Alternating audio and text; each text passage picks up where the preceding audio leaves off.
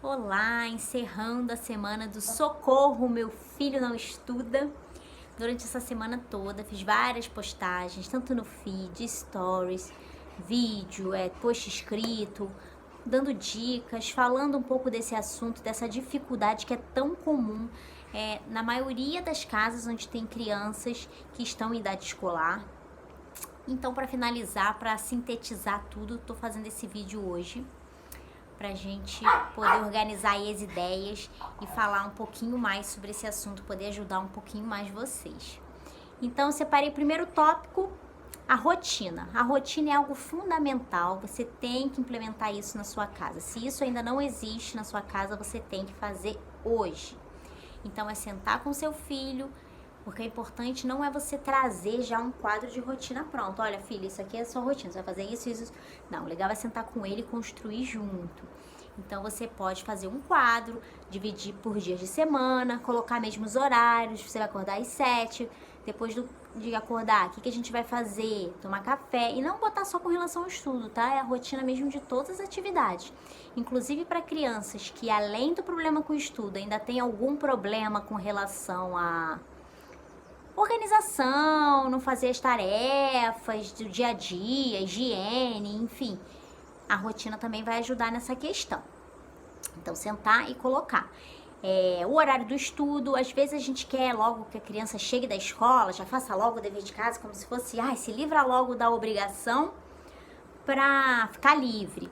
E às vezes não é o melhor momento para a criança. Às vezes ela chegou cansada da escola, ela quer ficar um pouco jogada no sofá, ou então ver uma televisão, ou então brincar, ou então, não sei, enfim, conversa com ele, pergunta para ele, filho, como é que você gostaria? Vamos organizar aqui a questão do estudo. Você quer chegar da escola e já estudar? Ou você prefere primeiro tomar um banho, ver um desenho, ou então brincar um pouquinho? Enfim, você conversa e vocês definam a ordem e as atividades que eles têm, inclusive colocando também as aulas extras, tá? Então, definiu a disciplina, botou a rotina da criança, isso vai facilitar em muito para que ele mantenha a organização e saiba, olha, agora é o momento disso, agora é o momento daquilo, porque quando a gente deixa muito solto, acaba esquecendo, dá preguiça e não cria aquele hábito, aquela responsabilidade ali de fazer tudo que tem que ser feito, né? Outra coisa, o segundo tópico que eu separei, a importância de dar responsabilidades para a criança, né? Eu falei nisso, com relação às responsabilidades domésticas mesmo, tá, gente? Porque a gente às vezes acaba falando pro filho, você só tem que estudar e acaba que nem isso faz. A criança não tem que só estudar, né? A gente tem que gerar no nosso filho independência, autonomia. Tudo isso gera também autoconfiança. Então é importante a gente delegar algumas coisas dentro de casa que seu filho possa fazer de acordo, é óbvio, com a idade, tá? Então, se seu filho é muito pequeno, ele já pode começar, de repente, a tirar o prato da mesa e colocar na cozinha. Se ele crescer mais um pouquinho, ele já vai poder lavar a louça. Ele pode guardar as roupas no armário, botar a roupa para lavar. Às vezes você já pode tirar o lixo. Enfim, são atividades que é pouca coisa, mas que aos poucos isso vai gerando autonomia e vai gerando senso de responsabilidade, senso de independência na criança. Porque às vezes a gente acaba que a criança não fez nada a vida inteira. E aí ela vai crescendo, a escola vai começando a aparecer as atividades, e aí chega no momento que ela começa a ter dever de casa, e aí começam as provas, e ela simplesmente nunca teve responsabilidade nenhuma, de nada. Então realmente fica muito pesado para ela, do nada, ela começar a fazer tudo isso. E aí às vezes ela não aguenta, ela não dá conta, e aí ela reclama que tá cansada, que tá com preguiça, que não gosta, e com razão, porque ela não foi habituada a isso. Então desde pequenininho a gente já pode começar a colocar algumas responsabilidades para os nossos filhos, e não de maneira como se fosse uma obrigação, você tem que fazer porque tem, né? Não é essa a questão, é tentar fazer uma coisa prazerosa e que faz parte. Olha, mamãe lava a louça, seu pai guarda e você joga o lixo fora. Entendeu? Cada um tem uma tarefa ali dentro de casa. Isso pode ser até conversado em família. Vocês podem chegar num consenso. Não, vamos ver aqui quais as atividades, delegar, o que cada um pode fazer, o que cada um gosta mais de fazer. Que às vezes tem gente que, por exemplo, eu odeio lavar louça. Gente, odeio. Mas não me incomodo tanto de botar roupa pra lavar, de lavar e até passar. Então eu e meu marido aqui, a gente reuniu, eu praticamente não lavo louça e ele lava louça, beleza. Então foi um jeito que a gente conseguiu chegar aqui numa organização. E você pode fazer isso na sua casa. Outra coisa, castigo.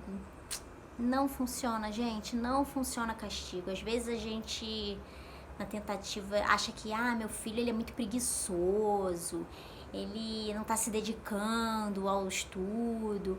E aí a gente opta por quê? A primeira coisa que a gente pensa é, vou cortar celular, vou cortar a televisão, não vai mais fazer nada. E acaba que não adianta muito, a criança continua tendo as notas ruins e aí daqui a pouco já não tem mais nada. Não tem brincadeira, não tem celular, não tem videogame e as notas ainda não melhoraram, porque essa não é a questão, né?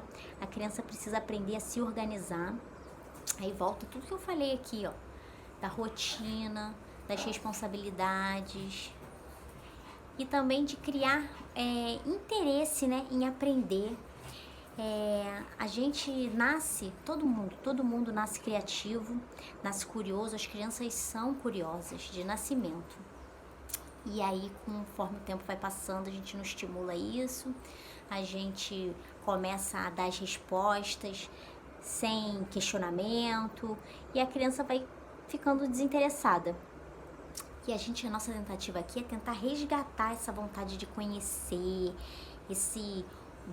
o brilhinho dos olhos, de nossa, é assim que isso acontece, meio Luna, show da Luna, eu quero saber, é mais ou menos isso, porque a criança é assim, a criança naturalmente é curiosa e criativa, e o que acontece, né, que eles vão com o passar do tempo, vão ficando desanimados e não querem mais saber de nada, e que a gente mesmo, é a nossa maneira como a gente lida com isso.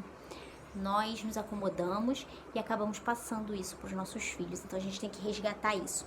E uma dica também pra gente resgatar isso, tomar o gosto por leitura, por conhecer, por aprender, a gente tem que ser o exemplo dentro da nossa casa, né?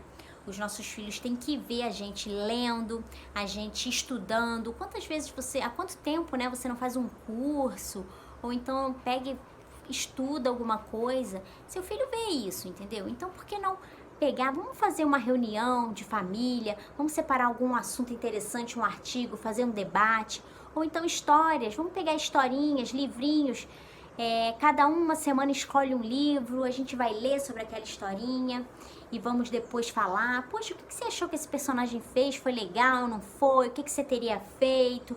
Como você acha que esse personagem aqui se sentiu quando aconteceu isso? Começa a ter diálogos, isso é importante também para ter o hábito da leitura. E outra coisa com relação à leitura, o ideal é que você identifique o que seu filho gosta, quais são os talentos dele, o que interessa, o que faz ele ter vontade, faz ele se sentir motivado e animado, porque é muito mais fácil a gente começar a ter gosto pela leitura, por algo que motiva a gente, que deixa a gente animado, alegre, do que alguma coisa obrigada. Então, por exemplo, seu filho gosta de videogame, por que não de repente dar um livro que conta um pouco a história do videogame, como surgiu, como é que eram os jogos no começo e como são hoje, para ele ver, caramba, era assim e agora é assim. Isso gera curiosidade e também o hábito da leitura, né? É muito mais fácil a gente começar a gostar de ler, lendo algo que interessa a gente, do que simplesmente jogar num livro cheio de assunto que de repente não é tão interessante assim para o seu filho. O que mais que eu separei? Outra coisa,